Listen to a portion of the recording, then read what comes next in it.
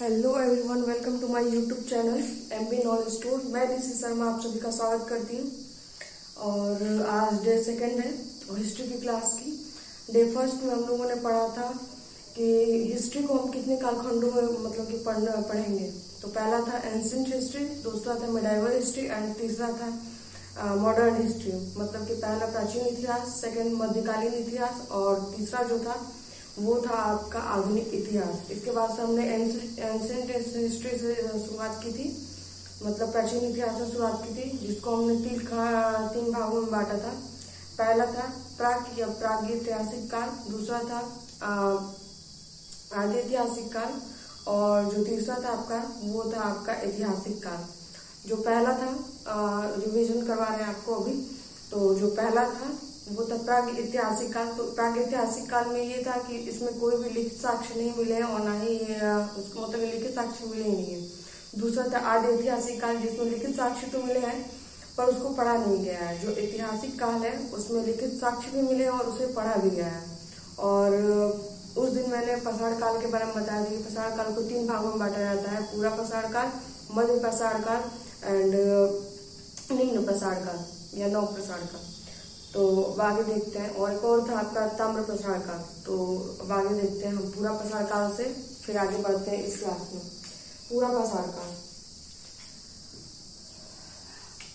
पूरा पाषाण काल आज हम देखेंगे। तो इसमें पहला पॉइंट है आपका, रॉबर्ट ब्रूस फूड भूवैज्ञानिक ने पहला पूरा पाषाण कालीन उपकरण मद्रास के पास पलवरम नामक स्थान से प्राप्त किया था।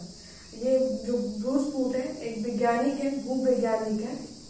उन्होंने पहला पूरा पाषाण कालीन जो उपकरण था वो मद्रास के पलवरम नामक स्थान से प्राप्त किया था। सेकंड पॉइंट है आपका, इस समय का मानव आदि मानव कहलाता था। इस समय पे जो मानव था वो आदि मानव कहलाता था, क्योंकि उसको बस ये था कि बस पेट भरना है उसको। कैसे वो जानवरों की तरह जैसे जिंदगी होती है वैसे कि मानव के उस टाइम के मानव की जिंदगी वैसे ही थी, जानवरों की भांति। जो थर्ड टॉपिक है आपका वो है, इस समय के मानव का मुख्य उद्देश्य पेट भरना था, जैसे कि मैंने आपको बताया। फोर्थ टॉपिक है, इस समय के मानव का सबसे बड़ी उपलब्धि आग की खोज थी।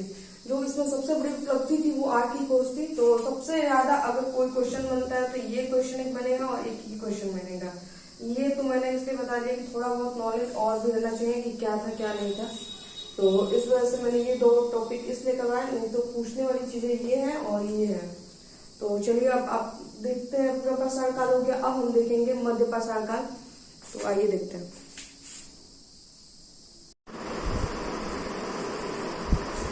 तो जैसा कि हमने देखा अभी पूरा पाषाण काल के बारे में, अब हम देखेंगे मध्य पाषाण काल के बारे में।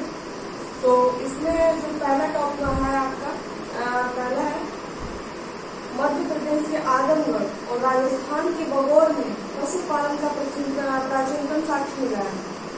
और जो सेकंड है आपका ये है, माइक्रोलिथ भी कहा जाता है। मतलब मध्य पाषाण का एक और नाम आप माइक्रोलिथ नाम से आपको क्वेश्चन कर सकता है। तो मध्य पाषाण काल का दूसरा नाम क्या है, माइक्रोलिथ भी इसको कहा जाता है। तीसरा है, मानव द्वारा सबसे प्रमुख कार्य अंत्योष्टि अंतिम संस्कार है। इस टाइम क्या होता कि पहले इंसान इसी तरह छोड़ देता था पूरा पाषाण काल के टाइम में, लेकिन इस टाइम पे क्या था कि इंसान का अंतिम संस्कार किया जाता था। तो इसके प्रमुख कार्य के रूप में लिखा जाता है और इससे क्वेश्चन भी बनते हैं। तो चौथा टॉपिक है ये आपका ये है पॉइंट, ये प्रमुख हथियार तीर था। मतलब कि हथियार तो बहुत है लेकिन उसमें जो प्रमुख रूप से देखा जाता था वो तीर को देखा जाता था हथियार के रूप में। और आपका पांचवा पॉइंट है, सबसे प्राचीन ज्ञात स्थल सराय नाहर महादाब प्रतापगढ़ है। मतलब कि जो प्राचीन ज्ञात स्थल मध्य पाषाण काल टाइम में है, मध्य पाषाण काल में जो प्राचीन ज्ञात स्थल था वो सराय नाहर के मधा में। जैसे कि होता है ना कि आप किस जिले में रहते हैं, किस जिले का डिस्ट्रिक्ट होता है उसका ऐसे टाइप में, तो वैसे ही जो सराय नाहर है वो महादा में था और जो महादा था वो प्रतापगढ़ में था। ठीक है, तो ये आपका हो गया मध्य पाषाण का, जिसमें पांच टॉपिक थे। अब हम देखेंगे जो थर्ड है हमारा, अब उसे आप देखेंगे जो कि है आपका नौ पाषाण काल। तो चलिए आइए अपन नौ पाषाण काल के बारे में देखते हैं।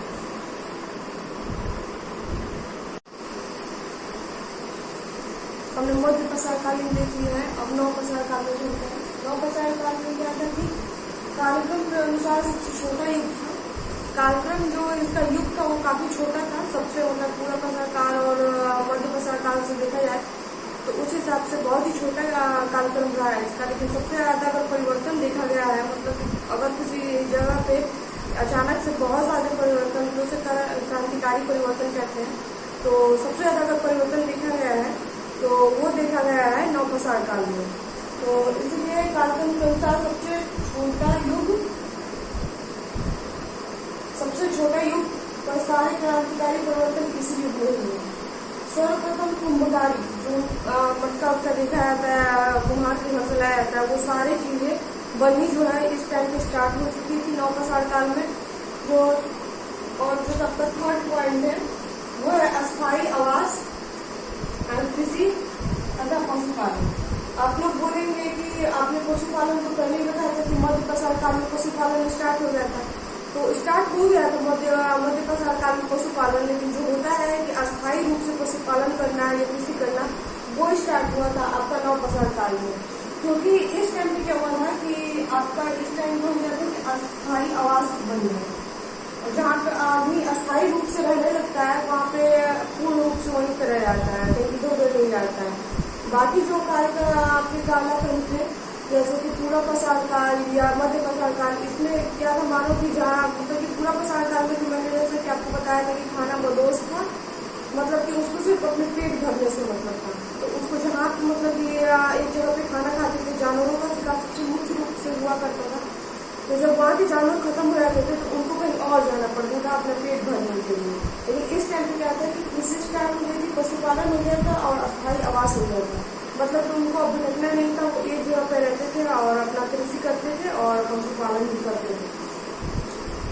फोर्थ जो पॉइंट है आपके ये पारिशदार हथियारों का उपयोग। आपने दोनों टाइम देखे कि पहले में आग की खोज हुई थी, पूरा प्रसार काल में आग की खोज हुई थी, और दूसरे मैंने बताया था मध्य प्रसार काल में कि उसमें मेन जो था वो आपका तीर था। लेकिन इस टाइम पे क्या था कि जो भी हथियार मिले थे उस पर पॉलिश लगाया जाता था, तो आपको पॉलिशदार हथियार देखने को इसमें मिले थे। नव प्रसार काल में आपको पॉलिशदार हथियार देखने को मिले थे। और अब बचता है फोर्थ टॉपिक आपका ताम्र प्रसार का, और इसके बाद से क्लास एंड कर देंगे। तो लास्ट है आप ताम्र प्रसार का। तो देखते हैं ताम्र प्रसार काल को। ताम्र प्रसार काल में क्या था कि इसे कैल्कोलिथिक भी कहा जाता है। इसका जो दूसरा नाम है ये काफी पूछता है, जो नाम मैंने बताया ये काफी पूछता है कि इसे कैल्कोलिथिक भी कहा जाता है। सेकेंड है आपका पॉइंट कि पत्थर के साथ साथ धातुओं का प्रयोग। तो धातु में तांबे का, इस टाइम पे तांबे का प्रयोग किया जाता था। और जो थर्ड पॉइंट है औद्योगिकरण की शुरुआत हो चुकी थी। तांबा मिलने से औद्योगिकरण की शुरुआत हो चुकी थी, और धातु में तांबा ही था जिसका प्रयोग किया जाता था। तो ये आपका प्रसार काल में ये अंतिम था। अब प्रसार काल आपका खत्म हो चुका है। तो अब मतलब कि आपका प्रसार काल में पूरा प्रसार काल, मध्य प्रसार काल, नव प्रसार काल और ताम्र प्रसार काल आपने ये देख लिया। अब आगे हम पढ़ेंगे,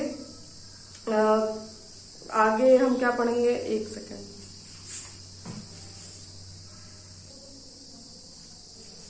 हाँ, तो आगे मैं बोल रही थी कि कुछ मेरे को पॉइंट लिखवाना था, तो अगर मैं वो बीच में लिखवाती, जैसे कि मध्य प्रसार काल का जो मतलब कि एक दो पॉइंट है, या नव प्रसार काल का है, या ताम्र प्रसार काल में कुछ पॉइंट ऐसे थे कि अगर उसको बीच में हम लाते तो ये आपको समझ में नहीं आता। तो इसलिए मैंने उसको क्या किया है कि महत्वपूर्ण तथ्य के रूप में मैंने अलग से उसको रखा है, ताकि आपको ये टॉपिक समझ में आए। क्योंकि ये टॉपिक समझ में आ गया, उसके बाद से आप लोग महत्वपूर्ण तथ्य देख के इजिली समझ जाएंगे। तो इसीलिए आपको वो अलग कर दिया है मैंने उसको।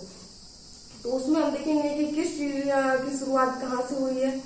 तो जैसे कोल्डिवा से चावल की शुरुआत हुई है, बुर्जहोम से गर्त आवास मिला है। तो ये सब हम चीजें मतलब कि बुर्जहोम जो था उसमें गर्त आवास का मतलब ये है कि जो आप बर्फीले देखते हैं कि अंदर हम लोग रहते हैं, उसको गर्त आवास कहते हैं।